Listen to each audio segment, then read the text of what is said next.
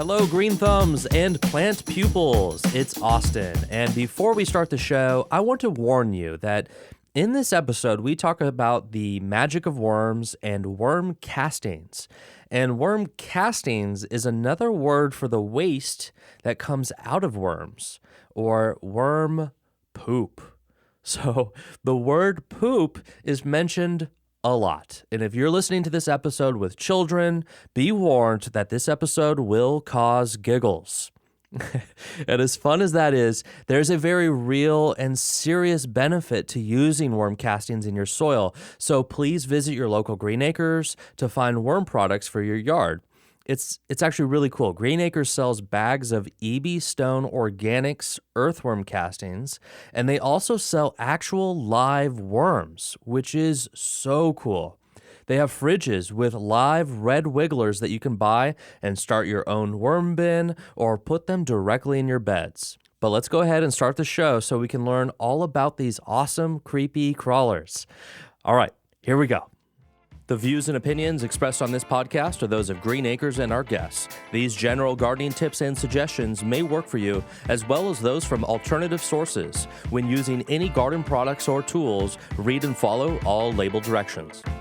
And learn how to make your yard summer strong at bewatersmart.info.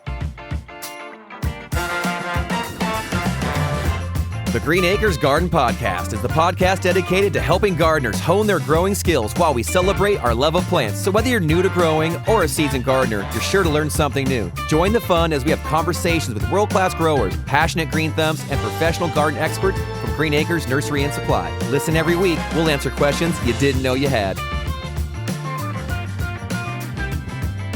And away we grow. Welcome one and all to the show, all you beautiful gardeners and botanists out there. This is the Green Acres Garden Podcast. I'm your host, Kevin Jordan, lover of leaves, planter of seeds, and we have a great episode for you this week. This episode is going to be very demure, very mindful.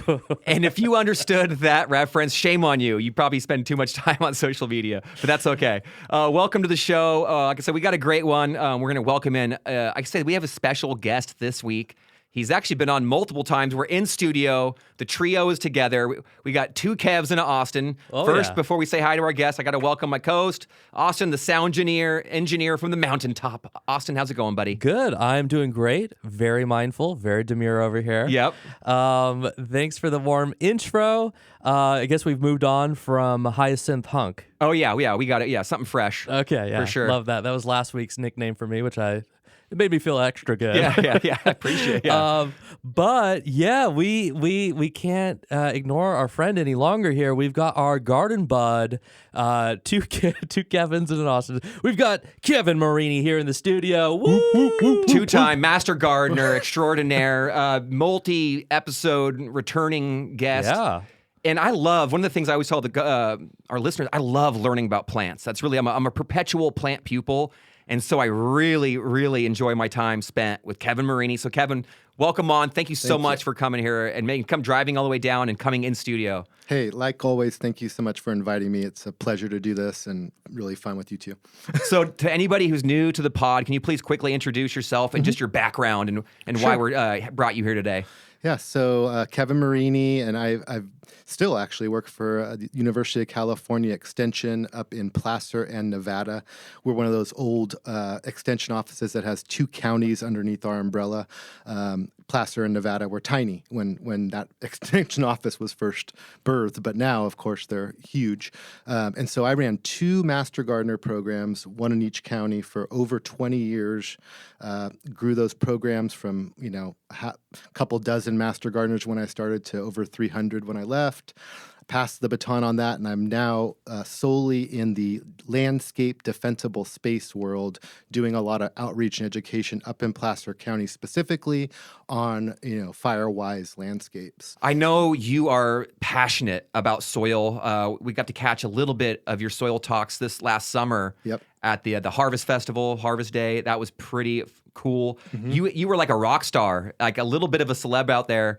Honestly, you had a massive crowd, and then at the end, the meet and greet where people had additional questions. It seemed like you were there almost all day just talking with people. How was that? Yeah. That meet and greet part was actually pretty intense because when a line forms, and you're like, I'm 20 people deep here. Wow, this is going to take a while. No, I love Harvest Day. The Sacramento Master Gardeners have invited me a number of times. I super appreciate that. Like your cousins. Yeah, they kind of are actually. I've done a lot of teaching for them. And so that whole event is a pretty amazing event. We loved it. From a Master Gardener, like program manager perspective, like the types of things that all have to be done to make that happen. Judy McClure, shout out to you if you're listening, Sacramento County Master Gardener manager there. She does a great job. She's got lots of volunteers that help her. But what a great day. I had tons of people at the early talk. Yeah. That's what was amazing. It morning. was the first talk. And it was packed. Yeah. So it was cool. At 8 in the morning. Yeah. I did I'm not going to lie. I'm pretty humble guy, but I did feel a little, like I'm celebrity status. It was righteous. It was so cool. And what it is, you were helping people, really. That was all. Oh, yeah. And you're just giving out great information. And that was all about soil. Totally. So I think, and I kind of want to dive in, and we've talked about this a little bit with you in the past, but I really want to focus it on today. Yep. I've got worms. Okay. Uh-oh. Yeah, wait. Okay. Do you know anything about medicine? No. Worms. Vermiculture, worm composting. Mm-hmm. Maybe we'll start there. I know like I said, you're passionate about soil. I love soil building, just the idea of it. But can we get into that a little bit? Sure. Well, especially you being a teacher, that's where I really got, into it, was working with young kids in school settings. Right on. So seeing the kids' reaction to worms is what actually brought me into that world. One in every school, right? I say, right? Yeah, that's the so. hope. For someone who's listening, what is vermiculture? Sure.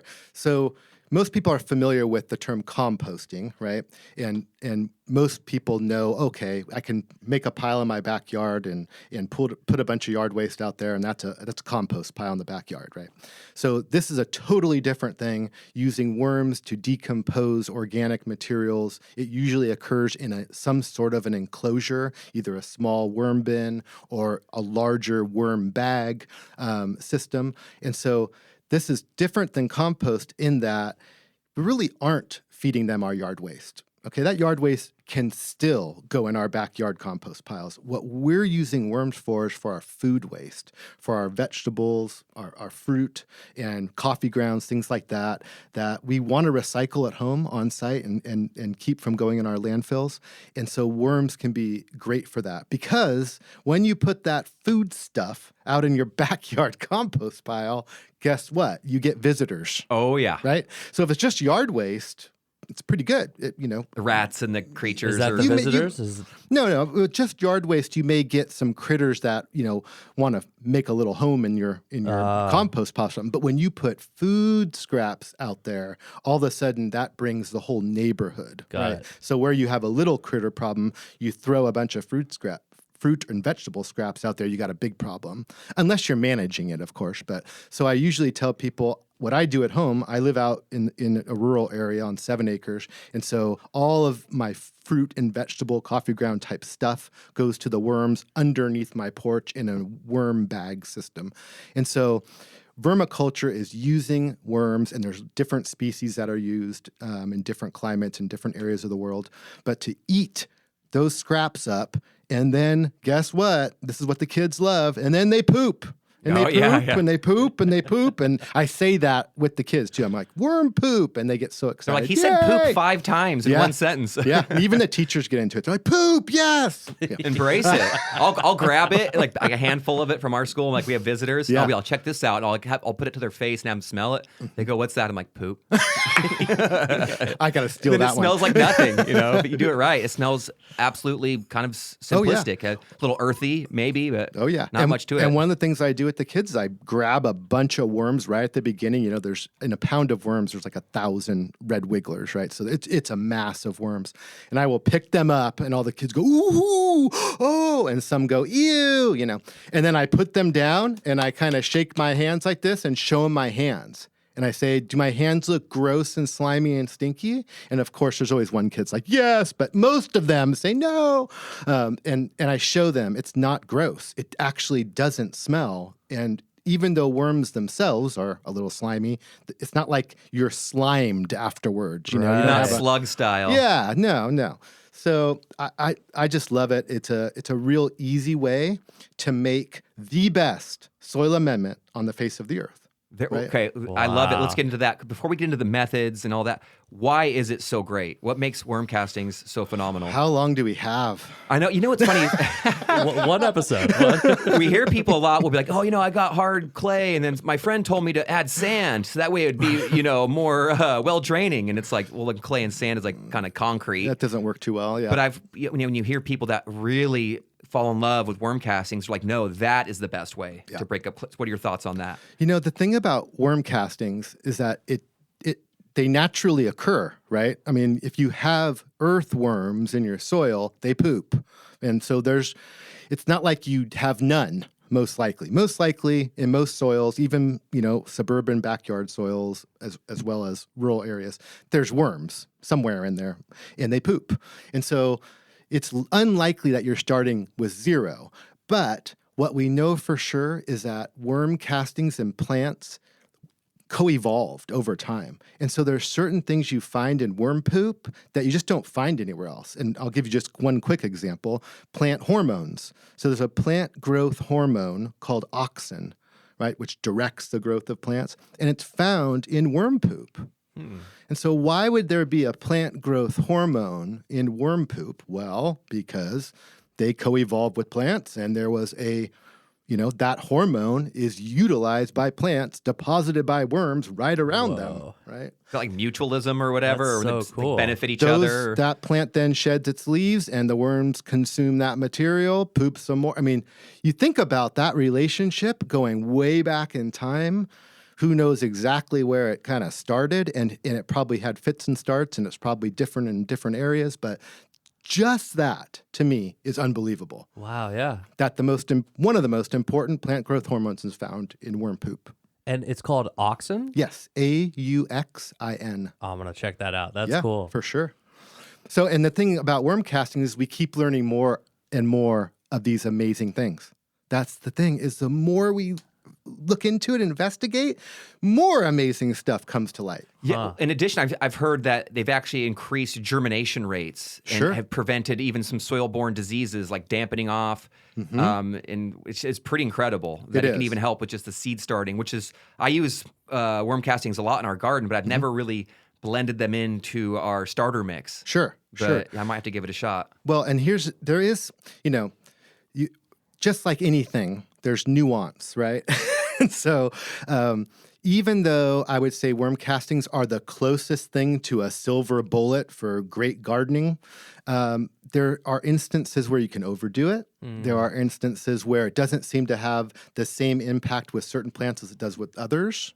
So it's not necessarily across the board always good at always this rate. Does that make sense? So yeah, because we don't want to just go get 100 bags of this and grow everything in it. That won't work. Exactly. Yeah. And even the research on germination you mentioned, certain plants don't seem to benefit as much as others, right? So there's been studies on this, and they've shown that when you add certain percentages of worm casting to container mixes, you get different results. So they'll take a container mix growing, broccoli, right? And add 10% worm castings to one, 20% to the other, 30%, 40%, 50%. And that's the type of experimentation they're doing where they're testing different ratios of castings to the media, and you get different results. And there does seem to be this kind of sweet spot of 20 to 40% by volume. You can overdo it and use too much and see, negative impacts on the plants. So that's important, I think, right up front to say is that there's all these benefits, but it's not the situation. With fertilizer, people do that too. Oh, a little bit's good. A lot is great. Well, can I ask you, you mentioned 20 to 40%. Is that, if that's the sweet spot, should we be targeting? That seems like a lot. Yeah. It does. And in some cases, they see the same results of a 20% by volume that they do at 5%. Okay. But then when they go to 0, it's a completely different thing. So we're teasing this out. I don't think there's any one recommendation anyone can make about this much worm castings all across the board. Now, of course, in general, when I give classes on vermicomposting, I do say that University of California recommends, 2 to 3 inches of compost annually as a top dressing. With castings, they only recommend half that. So if you think of it in terms of inches that you would put as a top dressing around plants, it's maybe an inch. That's not that much if you think about it. A bag of worm castings can go a long way around plants if you only think about it as an inch. Would that be once a year, twice a year? Yeah, annually. Okay. Yeah, just to kind of replenish the organic matter that's getting used up. Is that the best way that you would suggest applying it? Just top dressing, let nature take its course, let the water kind of leach it. It's one way. It's one way. It's not the only way. For example, let's say you were getting your beds ready to plant an annual vegetable. Yeah. Right? In that case, doing it right now. Those annual vegetables live in that space, in that soil for a very short amount of time. Right? It's not like a perennial, a tree, a shrub, a woody perennial. They're sitting there for years upon years upon years. An annual vegetable has a small amount of time. So top dressing in that case, even though it's still good, would probably be better if you mix those worm castings a little bit gently into the soil. Just work it. So that they're in the root zone of that annual vegetable plant while it's growing in that space for a very small amount of time. Does that make sense? That makes total sense. Whereas if you have a fruit tree, you're not going to, go and shovel around it and mix in material. You just top dress it. Yeah, it doesn't need all that nutrition in like a 2-month window. It will work its way down through organism action, through water. And so, there are different ways to. You mentioned, germination and this idea of maybe mixing in some worm castings to our propagation mixes. This has kind of been, dare I say, blasphemy. Because I never want to fertilize them. That first few weeks. They say, sterile mixes to grow, germinate your seeds, to do your plant propagation with cuttings, things like that. Sterile mixes. You don't want any, bad stuff in there. But then the research shows that adding a little bit of worm castings leads to better germination and better, propagation. So I think we're coming to a point where the idea of a sterile propagation mix is going to go bye-bye, and we're going to start talking more about how much worm castings do we actually put in a propagation mix. Now, is that the microbes that you were discussing? Normal mixes are sterile, but worm castings are not sterile. And absolutely is that true. a good thing? Yeah. Not only do they have little critters, microorganisms, they also have nutrients, right? So in those sterile mixes, that's why you have to, once it germinates and grows a couple leaves, you need to fertilize them, right? And to start really getting them off to a good start. Well, in these mixes where they have worm castings in them, they're not necessarily needing to fertilize them right away. They're vigorous right from the jump when they germinate, and they grow at a rate comparable to if you were fertilizing them. Now, I've heard of people, hey, warning, don't over fertilize with like steer manure, cow manure, chicken manure if it's too hot, if it's not composted well enough. Mm-hmm. If you plant right in it, you're going to have issues. Yeah. Is that the same? Is there a similar problem with worm castings, or is there not? That is such a good question. And it's one of the things that a lot of people don't know, and that is, there isn't a problem with burning plants with worm castings. So this is interesting. Okay, so backyard compost, right? When people harvest their backyard compost and it looks, quote, done, what they really are judging its completeness by is that they don't see any materials that they started with, right? So they don't see, the carrot peelings anymore, the potato peelings, or the coffee grounds, or yard waste. It's visibly broken down. It's visibly broken down to the point it kind of looks like soil, and they go, it's done. Okay. It's not heating up anymore, right? Well, compost is really never done. That stuff gets chewed on over and over again and continually breaks down, even when we apply it into the soil, right? It's still active. It's still breaking down, which means that there's that potential that you could add it at a point where it's too high in salts or nitrogen and can burn plants. But with worm castings, when it comes out of the worm, and you know where it comes out, right? Tell me about it. Where does it come out? It comes out its rear end, and that poop is stable. Think about it. Stable poop, meaning it goes through a worm's gut, right? And it comes out, and it's done. It's done. So what's beautiful about that is that it can't burn plants, in the nutrient kind of concentration isn't high enough to really burn plants either. The magic of worm castings is not just the plant available nutrients, it's the hormones, it's the microorganisms, right? It's the enzymes, things like that. So I just learned about an enzyme called, what was that called? It had a name I don't know how to say. Kevin, please help me out. It's chitinase? I have heard it as chitinase or Chitinase. chitin. It's CHITAN. It's a constituent of think of seashells, like crab shells or something like that. It has this chitin in it. It's like the arthropods, and it's their Totally. exoskeletons. Broken Whoa. down, right? And so what they have found, what you're referring to, is that they have found that there's this enzyme, chitinase, that breaks down chitin in worm castings, in worm poop. Okay. And so, of course, when they found that out, they went, why? Why would worm poop? Is that back to what you were talking about chitinase? earlier, where it protects the plant, and then the plant is more healthy, and then they Yes. get the return on their So investment? this is related to pest help that we Deterrence get, and- deterrent from worm casting. So that chitinase enzyme, when it gets taken up by the plant, is basically makes the foliage unattractive, let's put it that way, to organisms that would normally eat the foliage, because they can sense that there's this chitinase in the foliage. So they take a bite and it can actually kill them, like it can break them down, break their own exoskeletons down. So there's good research showing that worm castings in multiple volumes, in multiple ratios in container mixes and things they bring pest resistance into the plant. It's unbelievable. It really That's is. so cool. And this isn't just with one pest, or they've tested this on a number of different types of Wow. pests. But here's the thing, there's nuance. Remember, it's Okay. not just a silver bullet, because not all worm castings have the same levels of this enzyme.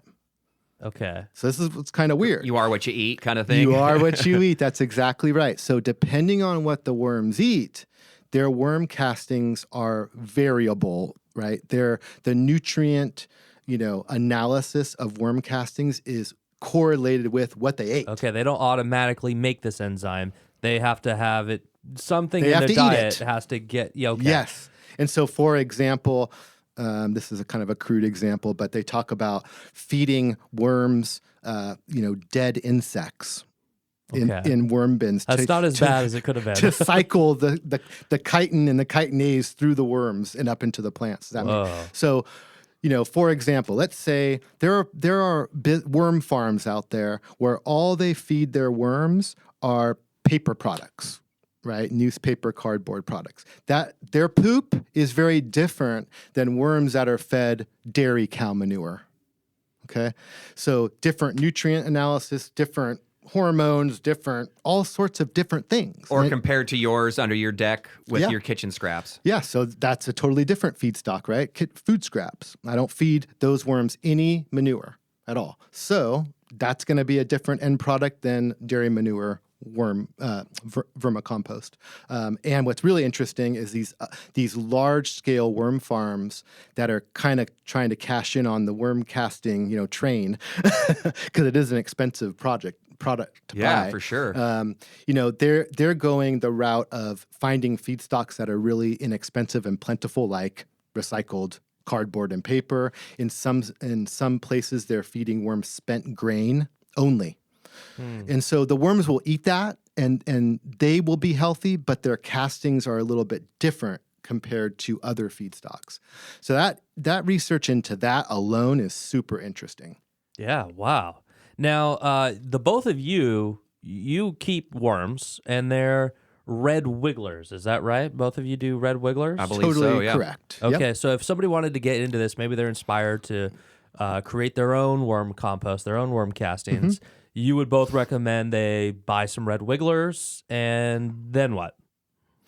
I would say that they could buy red wigglers, or they could find someone like either Kevin here. Yeah, I give them out all the time. And it's a great way to make friends. We could share. Oh. We could say, here, take this handful. Here, put out your hands. Now take this home. No, what's really funny is I met a gentleman one time who worms love melon rinds. If you've ever had a worm bin, you know they love these melon rinds. Okay. So this guy would take a watermelon rind, put it in his worm bin, a half hour later, come back out. There'd be, 50 to 60 worms covering that whole watermelon rind. He'd take it out and hand it to someone and say, here you go, start your worm bin. Right? Oh, I like it. It's like a bare root fruit tree. Here you go. And so I really like that you can take worms from one system and it will quickly, they will breed and get back to their population level really fast. And then you're sharing with somebody else and starting a new worm bin. Yeah, they're a very romantic species. Now, I'm going to list some of the benefits that we've talked about and then correct me if I'm wrong on any of these. Okay. All right. So worm castings. They improve with increased germination rate. They improve soil structure. Worm castings improve water retention. It supports nutrient regulation or the natural cycle of nutrients from soil to plants. It has beneficial microbes, and it could also be utilized as worm tea. Yes. Is this all correct? All of that is correct. No lies detected. So worm tea. Yeah. Should we drink it? We were here. We were drinking last weekend. We had some agave here. Yeah, that's right. But no, right? That would be one of those challenge things that went viral, but I wouldn't. I don't. It'll think be a I would actually trend. do it. It'll be like for your gut microbes. Yeah. Worm tea challenge. Yeah. Don't do it. Yeah. I mean, all of those things are true, and I think the microorganism part of it is what's now really becoming integral part of why we need to be using more worm castings in our garden. And what part is that? It's the idea that when this stuff goes through a worm's gut and it comes out the other end, it's not just this substrate holding nutrient. There's all these microorganisms. It's more than it was when it started, Okay. right? Yeah. And so it's really interesting because now we can actually do, DNA testing and find out exactly the microorganisms in worm castings. And we're being surprised left and right. Oh, that's in there. Oh, that's in there. That does this. Oh, we know what that does. And so it just goes to show that worm castings are kind of a compilation of all the best things that you want for soil health. It's the great nutrients, plant hormones, it's microorganisms, it's physically enhancing the soil structure and water retention. I mean, pretty amazing, right? You can see why I'm so, wild about it. Clearly. Yeah. I'm sold. So I have a bin that we've made at the school. We started with like a plastic worm factory that we got where it has kind of like a semi-mesh bottom. Yep. It has a little drain for the leachate. And it worked really well, but it was so small. We decided to upgrade. Good for you. We upcycled, I guess it was. We had some old redwood garden beds that were starting to kind of go. We dug those up and turned them into worm bins. Sure. So we put a hardware cloth on the bottom with a layer of landscape fabric. So that way they can breathe, air and water can flow through, but it all gets contained from the bottom. But there's no wood there just to rot out. Yeah. We added some misters. We drilled in holes and put in a drip system on the inside. So when the irrigation comes on in the greenhouse, little misters come on just to kind of lightly dampen our worm bin. We feed them our kitchen scraps and we layer them with a top layer of really thick and wet cardboard. Sure. What are your thoughts? I love it. That barrier you have at the bottom of the bed, I think is super important because let's not forget that there are soil, critters that will eat worms, right? So like moles, for example, they don't eat plants. They eat the critters. So gophers eat plant roots. Moles just upend plants by their activity cruising along in the soil. So moles don't actually consume the plants. They're looking for worms. And so if you didn't have them protected in a sense from the bottom, moles could get in there and have a banquet, right? And so that's great, number one. And we're lifted, thankfully. We're lifted up off the ground. Off the ground, okay, on even some better. cinder blocks, even better. And so, like you say too, that moisture is so important. So worms breathe through their skin. And so, a dried out worm's a dead worm. Huh. And so I've seen moisture is a big deal.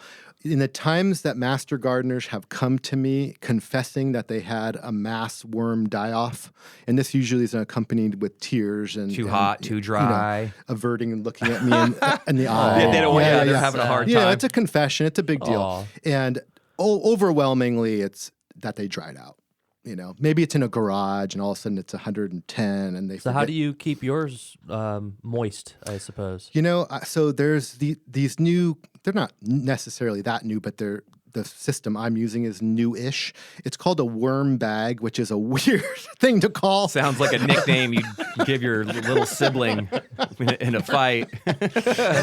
It's, basically a way to put worms into a big bin and feed them on top and pull castings from the bottom without having to disturb them. I love that. So in a worm bin, like say you have a DIY worm bin that's a bin, just a plastic bin, at some point you have to dump that out and separate the worms from the castings and then put the worms back in and start over again. These flow-through systems, that's what they're called. You put the worms in initially and you're feeding them on top and there's a little cinch at the bottom, and every once in a while you open up that cinch and castings fall out the bottom, and there's always maybe a few little worms, but mine's been, gosh, I have two of them actually, two pretty big ones underneath my porch, so they don't get hit with any sun whatsoever. They're totally in shade and it's pretty cool under there. And so it's really nice to be able to go and just harvest some castings without having to do a large project of separating the worms and the castings and all that. So the bag systems work really good. I'm intrigued. Are they semi-permeable or does it contain all the moisture within it? Great question. So they're made of Gore-Tex, so they breathe really, really well, yet they hold in moisture well too. So that's this perfect. That's why they're so expensive. The miracle fabric of Gore-Tex strikes again. It's true though, right? It works. I mean, I'm a backpacker too, so I've always relied on Gore-Tex, and it's an amazing material for this function because it really works well. I have had both my worm bins underneath my house, I would say 3 years now, probably 3 years. Never, ever completely emptying them. They're just churning out castings. Just continuous flow. Yep.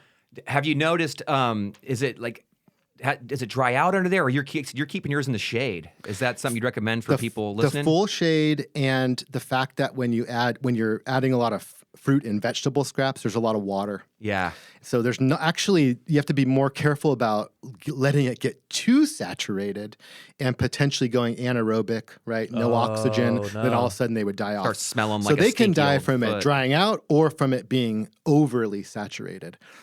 So generally, after all these years, I'm pretty good at that judgment. But if you're just starting, maybe even getting a moisture meter to give you an idea of the moisture levels in there, that might be beneficial, because like I said, you really can get it too wet because you're moistening while you're adding foods that have a bunch of moisture in them.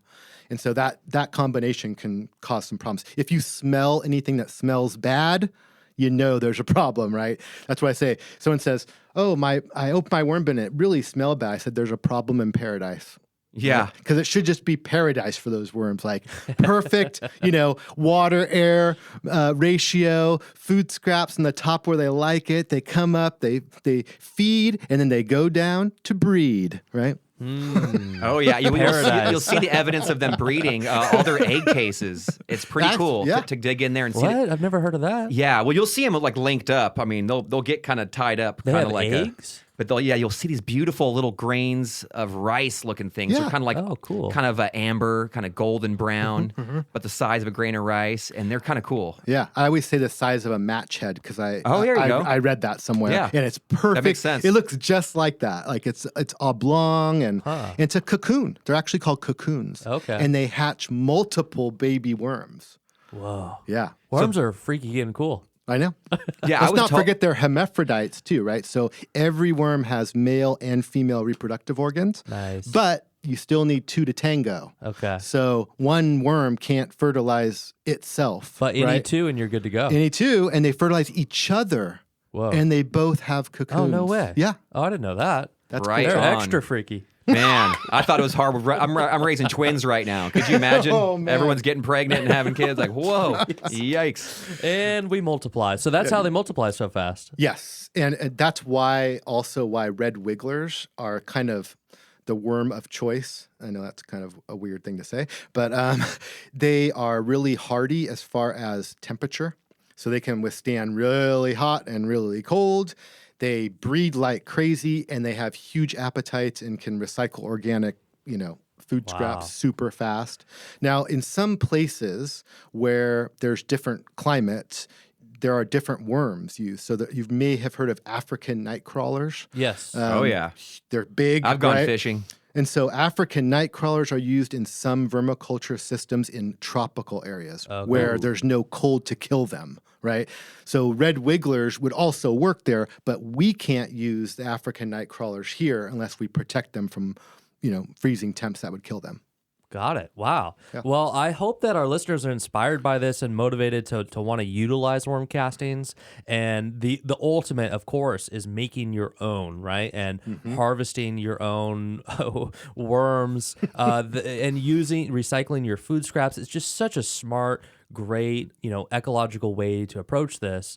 But if people want to just quickly jump into it, getting a bag of worm castings is equally effective, right? Oh, sure. Yeah. You don't have to raise worms to have the benefits of worm castings. Go out, buy a bag, and experiment with it and see the results. And then you'll be so obsessed with worms that you'll have to get your own system. There we go. Well, big thank you to Kevin Marini for joining us again in the studio. It is such a blast to have you and coming in and sharing your knowledge. I love when you talk about this stuff because you're passionate about it and you just light up. Yeah. It's fun to see. So thank you so much. No problem again. Thank you so much for inviting me. I also want to shout out to Greg at Green Acres for always, thinking of me and kind of bringing me into the fold with these podcasts and other things. So thanks, Greg.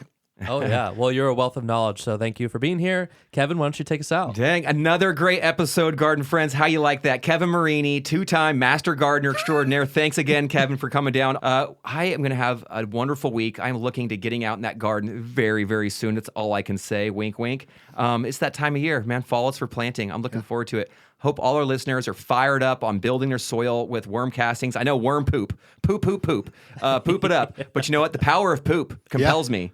Absolutely. And it compels my garden with such success. I'm like, hey, taste this fruit. They taste it. I go, that was worm poop a while back. So I'm telling you, worm castings, worm poop, vermiculture, it's not that difficult. It's easy enough to do. And really what you get out in return is well worth it. It's black gold, seriously. So to all you garden friends, please consider using worm poop in your garden. And until next time, garden friends, please have a great week. Kiss your loved ones and come back for next week for more garden adventures. Until next time, garden friends, happy gardening to you all. And please never stop growing. That was okay. How would you know?